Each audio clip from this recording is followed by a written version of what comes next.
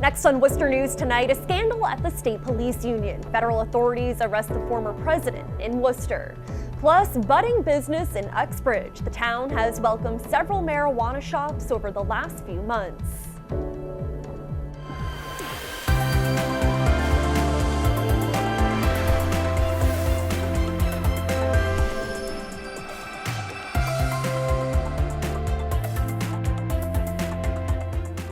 Good evening and thanks for joining us. I'm Olivia Lemon. A severe thunderstorm watch in effect this evening until 9 p.m. There is a threat of strong storms across the area. Some may become severe with the threat of damaging winds. Let's get a first look at our local forecast for more. Yeah, we've had several rounds of showers and thunderstorms. This is Greg Forrester getting the video in Fitchburg when the storm came through about 2 o'clock. That storm went on to be warned for a tornado. No reports of tornadoes, but we had reports of funnel clouds going off the shore north of Boston. We're not done with the rain. Pouring again in Fitchburg with a line of showers and storms between now and 8:30. We may have continuing severe weather past sunset. That's how energized this system is. I would say northern Worcester County toward the New Hampshire border, we're just about done at 10 o'clock. Headed towards the Blackstone Valley and toward Boston, may not be done until midnight or so. Air coming from the south, it's going to stay sticky. This is not a cold front that's going by. We're well ahead of the cold front. The cold front's not going to come through until tomorrow.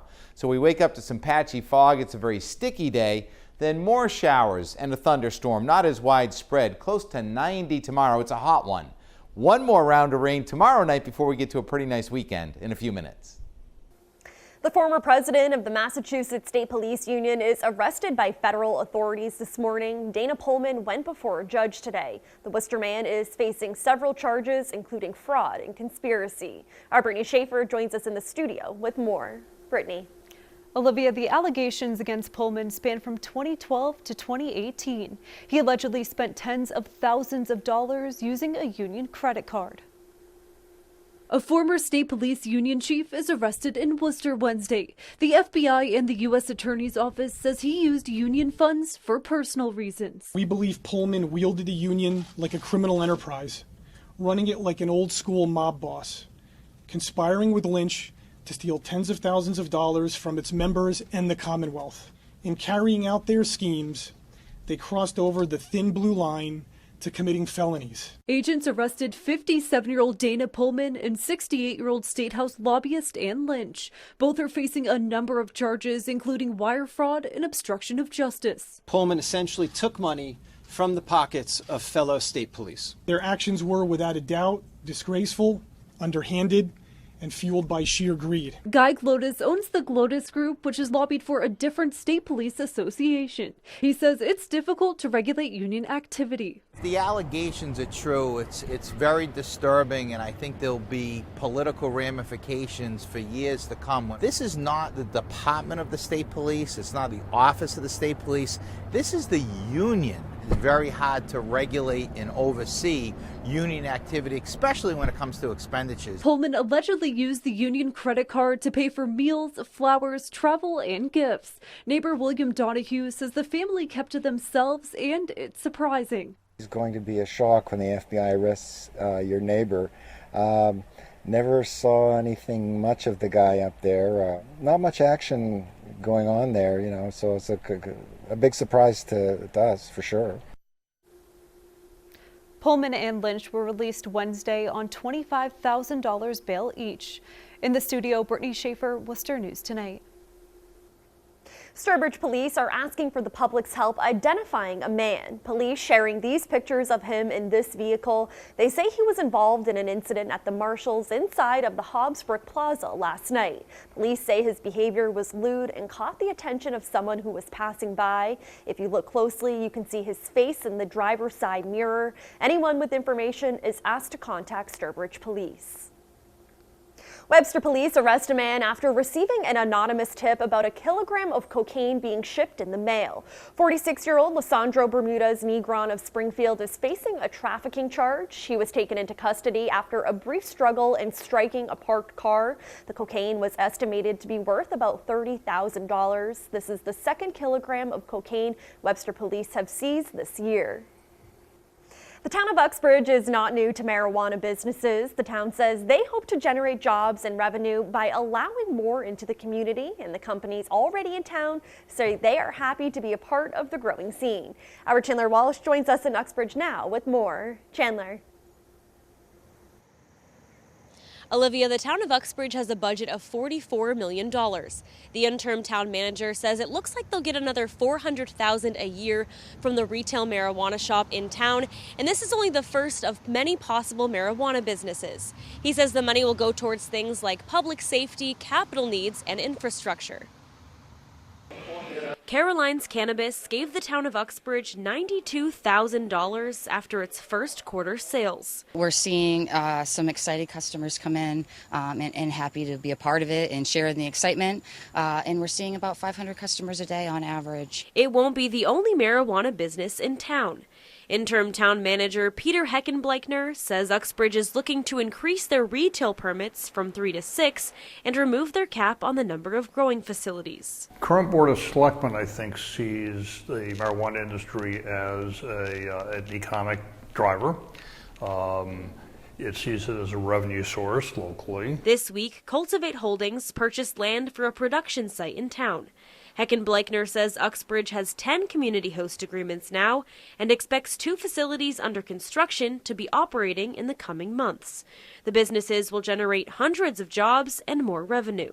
Municipal government where, we scratch for every dime that we can and we try to spend every dime as if it was our own. That is important. It will make a significant difference. Heckenbleichner says Uxbridge is a popular spot for the marijuana industry because it's easily accessible and welcoming. There are communities that have said no, we don't want anything, or they've got moratoriums while they think about it. And Uxbridge has embraced the business, and people know that. Caroline's Cannabis owner, Caroline Frankel, says the town has welcomed her business with open arms. She expects more to join her in town and put Uxbridge on the map. We're almost kind of setting up a tourist destination here in Massachusetts. And for something, for a town like Uxbridge, who hasn't really had, a big reason to come here, I think it's going to be great. And as for Cultivate, they say they're looking forward to expanding into Uxbridge. Their spokeswoman says this will allow them to increase production to meet a strong demand and add dozens of jobs to the economy. Heckenbleichner says this will bring Uxbridge another $100,000 to $150,000 a year. In Uxbridge, Chandler Walsh, Worcester News Tonight. An Edam-based pharmacy is working to make sure people have easy access to their daily pills. MedMinder was in Worcester Thursday to educate others on the smart pill box. It's electronic and alerts people when it's time to take their medication. The company says you can pre-order filled pill trays to be shipped to your home. The nice thing is doctors, care partners can also follow this by a portal that each patient gets in a computer system. So we can identify how well the patient's taking it, when they're taking it, and it really reduces fall risks and rehospitalizations because we do medication reconciliation where patients aren't going to be duplicating the medication dose. And then that matches there to go right. And the smart pill box is free with almost all insurance companies, and there's no extra cost beyond your copay. Residents are asked to stay out of Indian Lake Thursday. The body of water is being treated with copper sulfate to control toxic algae. The city's DPW is asking everyone to stay out of the water, to not boat or fish, and keep pets out of the water. The lake is set to reopen Friday. A donation from the Worcester Railers Booster Club to the Friendly House is just one of many helping Worcester Public School students before they go back to school. Superintendent Maureen Bonenda says many students are in need of school supplies, and generous donations like these are always welcomed. Our Gretchen LaRosa joins us now with the story. Gretchen? Olivia, with a new school year starting for some Worcester students as soon as tomorrow, school officials and community members are rallying together to make sure students are prepared. The Worcester Railers Booster Club is giving back to the community by giving school supplies to those in need. We do this every year, and last year we did 60, the year before that 30, now we're up to 72. Hopefully next year we'll break 100. The Booster Club raises money during Railers games to be able to provide backpack essentials to kids ahead of the new school year. They get 3 subject notebooks, pens, pencils, rulers, safety scissors, glue sticks, crayons, calculators. So everything is stuffed in the backpacks. The Railers organization say they partner with the Friendly House after seeing how much they contribute. They're really embedded in the community. They've got a solid record. They help out so many people. Superintendent Maureen Benenda says it's important for students to have the necessary supplies to feel ready to tackle the new school year. So we want students to feel excited, that we can't wait to see them and that they have that backpack and they're ready to get to work. Now, Benenda says the school district understands that supplies are expensive, and if anyone has trouble providing them, to contact her office, and they will make sure students are equipped with the tools they need. In Worcester, Gretchen LaRosa, Worcester News Tonight. Celtics legend Bob Cousy is heading to the White House to receive another honor. Cousy will be awarded the Presidential Medal of Freedom. The Presidential Medal of Freedom is the nation's highest civilian honor. 9-year-old Cousy helped lead Holy Cross to a national championship and played for the Celtics from 1950 to 1963. The longtime Worcester resident won 6 NBA titles with the team. He's a member of the Basketball Hall of Fame.